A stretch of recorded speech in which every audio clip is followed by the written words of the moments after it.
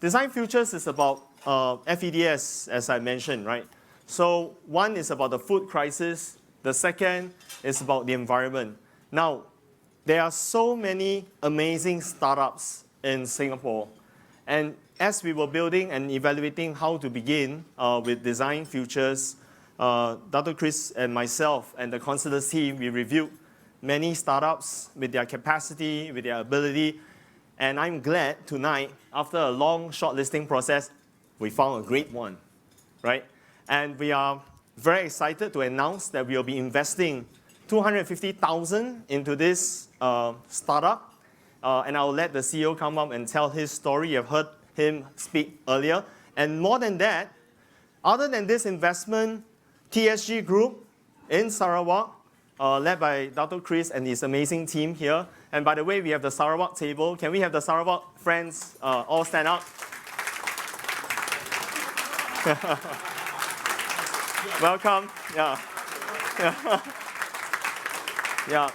So with the bookend capabilities from Singapore and Sarawak, the TSG Group will help to power this startup to do the work that, and today the founder, right, said about aiming for a higher vision. And I'm so proud to welcome Sean on the stage to tell us about this great plan and this partnership. Sean, please.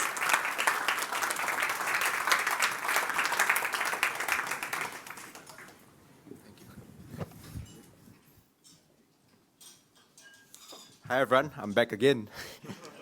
So I hope you enjoyed my interesting story that I shared just now earlier, right? So I was told by my PR team, this will be a formal setting, so I don't really have a story to tell, but I have a formal script right now, right? But let me introduce you with some facts about the black soldier fly, right? Or the insect which I'm farming, which I didn't share earlier, right?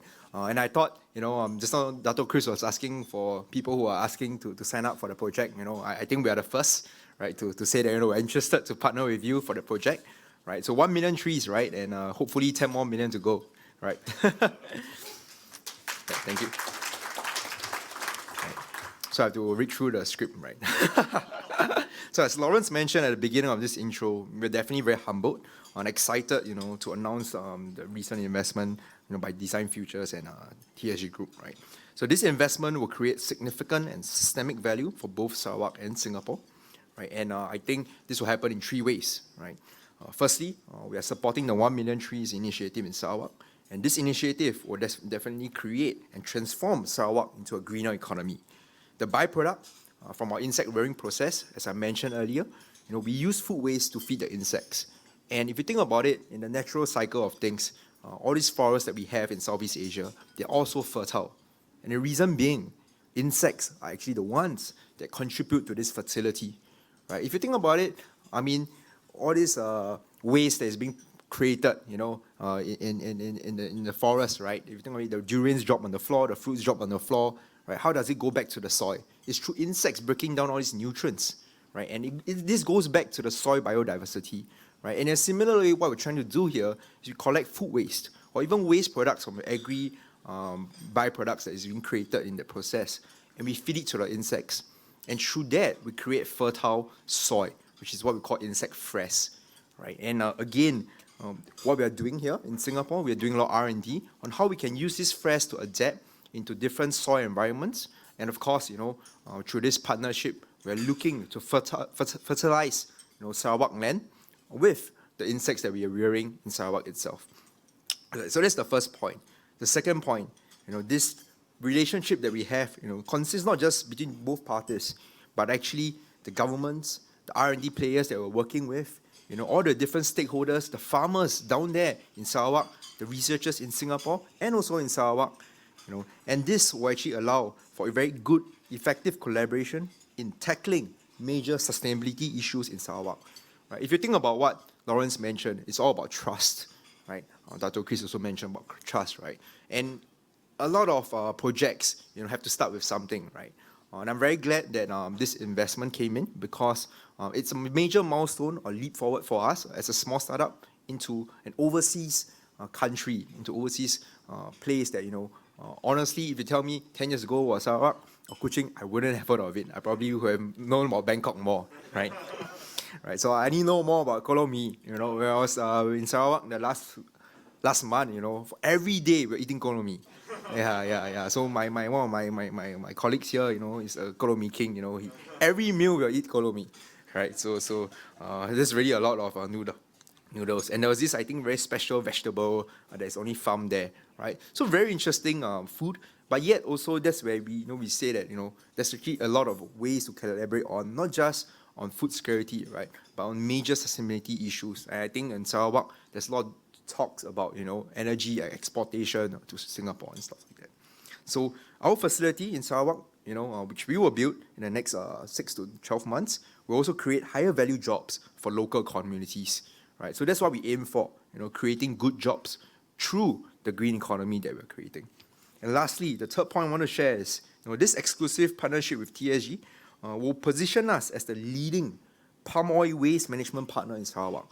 Right, so besides the food waste that we do here in Singapore, there are a lot of waste that you don't see, that ends up, in landfills, right? And I think for many primary agriculture economies, palm oil waste is a big problem, right?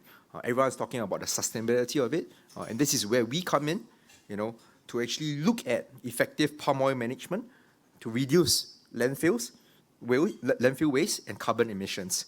So we are playing a key role in the transition from this palm oil industry to net zero emissions, right? So definitely a lot of work to go, and this is only the beginning, right? Hopefully, in the next year, when we come back, maybe we can have more projects, more exciting, updates in time to come.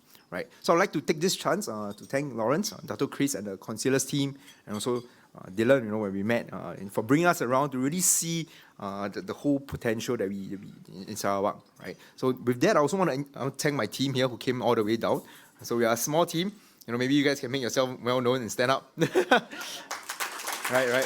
The Infected Technologies team. Yeah.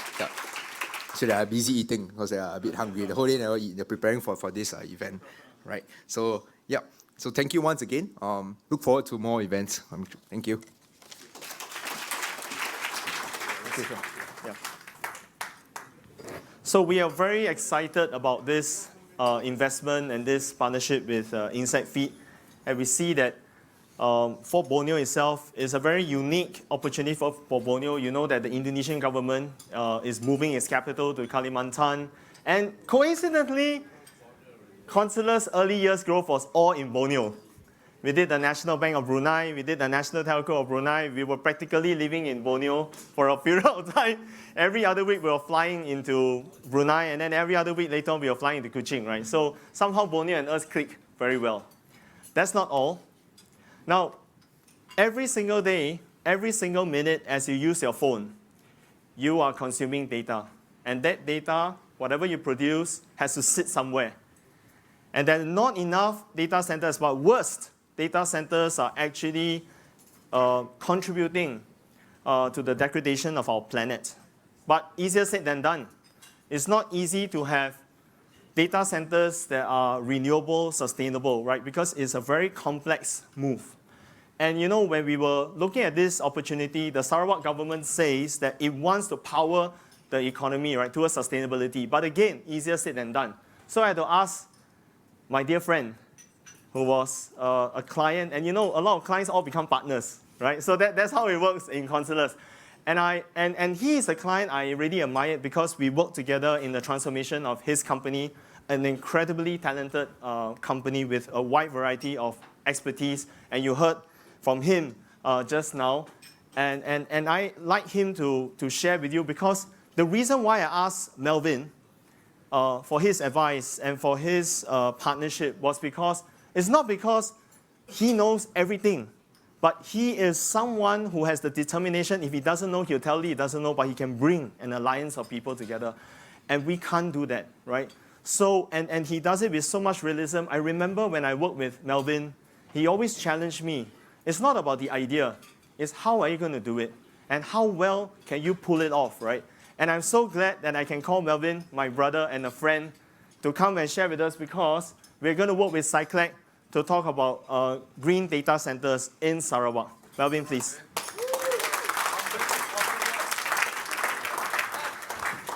Thank you. Thank you. Hi, everyone, again.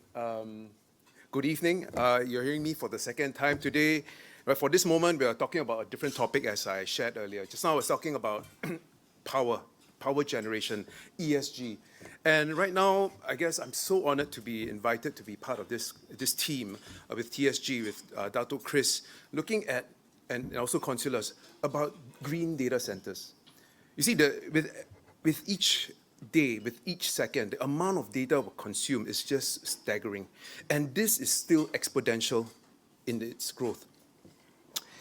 And even more so going forward with smart cities, with IoT, Industry 4.0, your much hated word, but that would also continue to accelerate the data consumption, AGVs. So it's just going to flood the whole industry.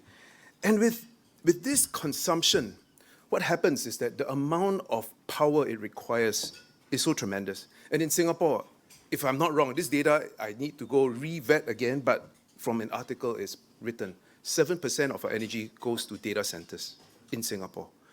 It is a very, very large number.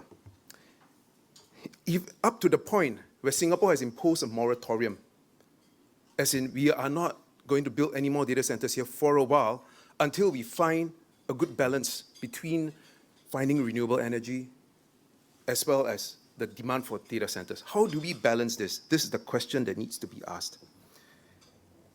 And so data centers need to balance these things, right? You need to maximize, for data centers, you need to maximize the energy efficiency and you need to minimize the environmental impact. Singapore has always been dependent on fossil fuels. So we're literally throwing CO2 in the market to power our devices so that we can send our WhatsApp message or watch our next YouTube video.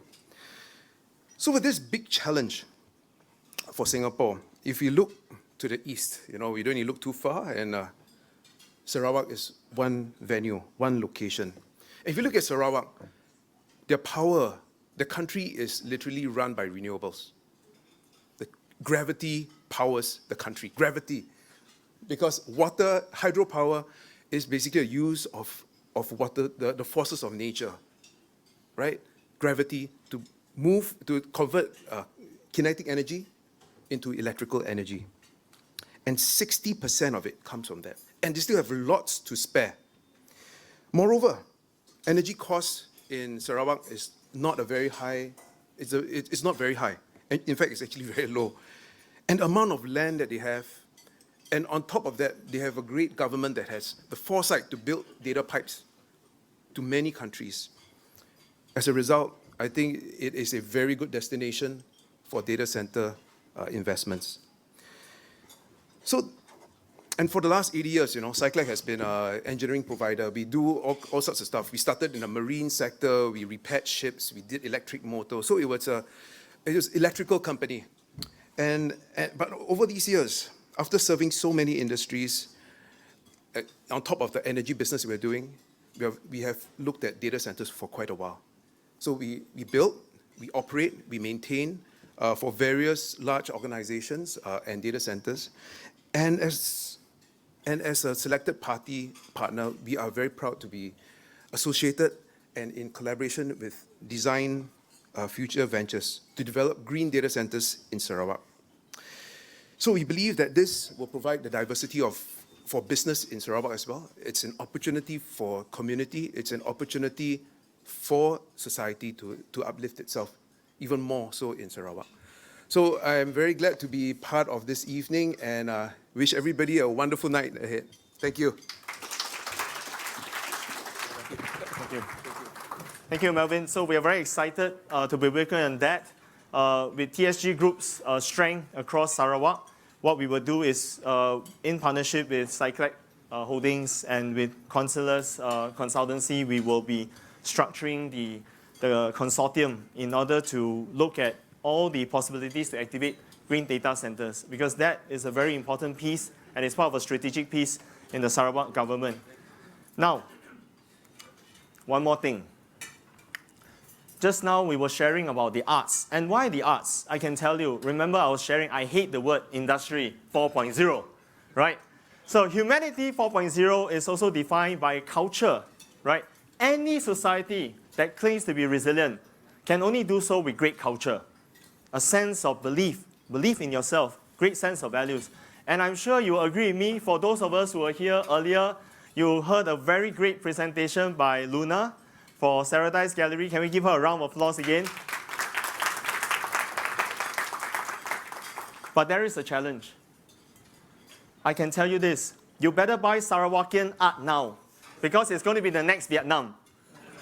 Many years ago, I went to Vietnam, and I saw the Vietnamese artists, in Hanoi, they were painting and all these things, and they were going for really very low price, And I said, wow, these are amazing art, but people were treating them like low cost.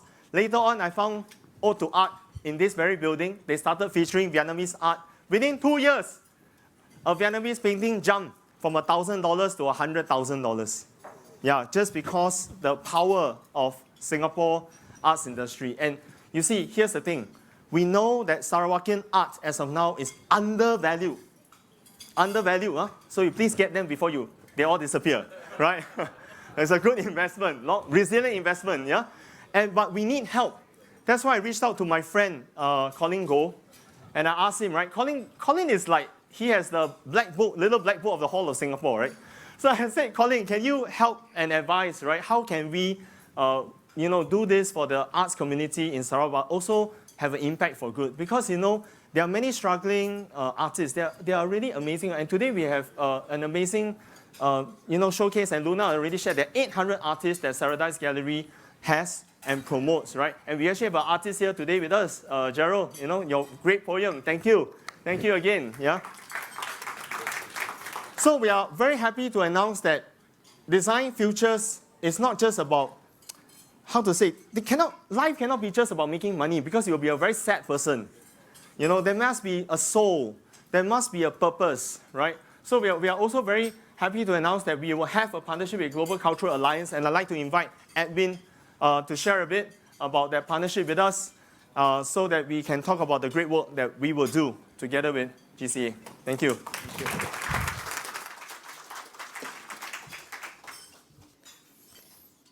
Lawrence has been very, very inspiring and inviting in his first speech this evening. And I was thinking very hard, how do I gel the arts to his FEDS? I'm not F, I'm not E, I'm not D, I'm not S.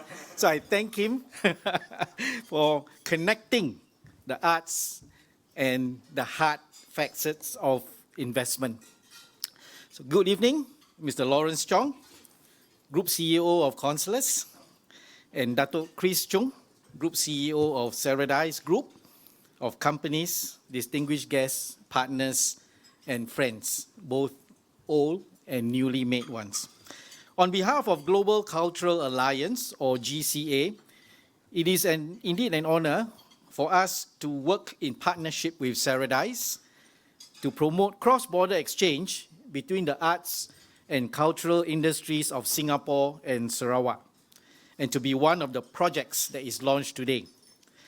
This partnership is very much in line with GCA's mission, which is encompassed in the phrase, bridging borders, building communities, which, if I may add, is very much in line with Sarawak Group's goals, one of the goals, which is developing communities.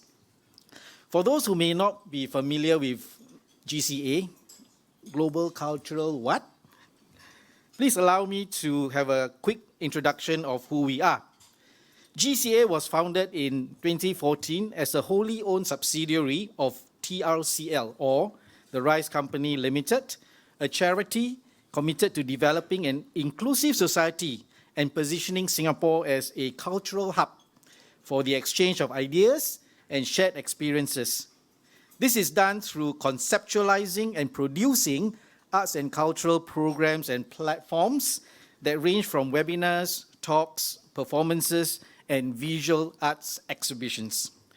Over the past 8 years, since 2014, and even through the height of the pandemic, we have done projects in countries across Asia to the Americas, including Mexico, India, Indonesia, Malaysia, the Philippines, Thailand again, Hong Kong, and India, to name but a few. And just 2 weeks ago, GCA led a delegation to Malacca, on the invitation of a property and community developer, Hatton Group, perhaps you have heard of them, to explore opportunities within that historic city, while in the pipeline in the next year, a project in Hanoi to celebrate the 50th anniversary of bilateral ties between Singapore and Vietnam. As for myself, I'm Edwin, as you have heard. I'm privileged to serve as a board member of GCA. That's why I'm here. Even personally for me, GCA's collaboration with Saradise is exciting. Firstly, because I'm a trained civil engineer. I've been doing construction and engineering, which is one of Saradise Group's business as an infrastructure and real estate developer. That is close to my heart. Secondly, I've been a headhunter for the last 20 years. And although I'm not from Sarawak, I'm not a Sarawak headhunter, I strongly encourage you to check your head when you leave the room tonight. This partnership between Saradise is most opportune and a significant one, coming right at the time when the border restrictions are relaxing and we are beginning to travel more and more and be able to get to know one another in person. In this, the memorandum of agreement that GCA signed with Saradise earlier today to signify a Singapore-Sarawak collaboration is GCA's first memorandum of agreement for 2022 with a regional partner to engage in cross-cultural exchange. So thank you, Dato' Chris and Lawrence, for this very happy and significant occurrence. Singapore being a small country in a very, very big world, it is important for us to continually engage with our neighbors and make new friends even farther afield. It is through this engagement that we are able to broaden our worldview while at the right time engage in self-reflection through lessons learned from our encounters with those around us. In this, Sarawak is a place that is steeped in rich cultural and natural history. The vision which Dato' Chris has shared with us is truly an inspiring one, leveraging the tradition and the environment of the land, Tanah, and her people. It is a vision which those of us here in Singapore have much to learn from, and which I'm sure can help shape our own practice in the area of placemaking and living in harmony with the environment. Here, the arts and cultural practices are perhaps one of the most immediate, comfortable, and welcoming ways for people from different countries, communities, and cultures to get to know one another. Yes, as such, I am glad to share with you that GCA is pleased to host an exhibition of artworks from Saradise Gallery in August as part of its Bridging Borders Southeast Asia, the Malaysia edition 2022. The exhibition will be held at Gallery at 10 Square at Orchard Central. I think most of you know where Orchard Central is. If not, then come and see me. The exhibition will feature 11 works from artists in Sarawak, which depict various facets of life in that land. And for those of you who have yet to visit Sarawak, we hope that this exhibition will give you a glimpse of what lies ahead, as well as give us food for self-reflection. And Sarawak does not only serve Sarawak Kolomi.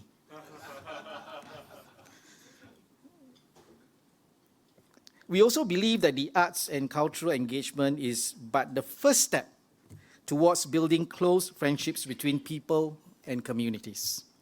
Further exchange will certainly take place in the realm of trade and commerce between countries and peoples. And in this, with arts and culture offering the first step, a handshake to deeper engagement, or as we like to say, business with a cultural handshake. I wish you all here a wonderful evening ahead and a great partnership between our two communities and peoples to build a truly resilient future. Thank you. Thank you, Abby. Thank you. So as you can see, we are moving very fast because in August we will have the exhibition in Singapore, and that's a kickoff, and we hope that all of you can sign up on the trip to come to Sarawak and see for yourself what paradise is according to the Sarawakians. So I'd like you to see a video about DesignFutures. At a time of complex challenges, it is clear that a better future will not happen by default. Seeking to impact the world for good is easier said than done because good intentions are fragile. A better future calls for intentional systemic design and positive conditions. This is why we founded DesignFutures Venture. There is a rare opportunity to do this in Sarawak, a state in Malaysia that is harmonious, rich in diversity, and on the way to becoming the most sustainable hub in the region. DesignFutures seek to accelerate the future economy of Sarawak in partnership with the best minds and global capital of Singapore, with TSG, the leading group in Sarawak, involved in shaping future businesses. Guided by the 4 future trends identified by Consulus in its Future Resilience by Design framework, DesignFutures Venture will invest in and develop projects in food tech and sustainability to meet the challenges of food shortages, environmental tech to fight climate change, data-oriented projects to provide better jobs for future generations, space industry development so that the next generation has opportunities in the growing sector. A better future by design.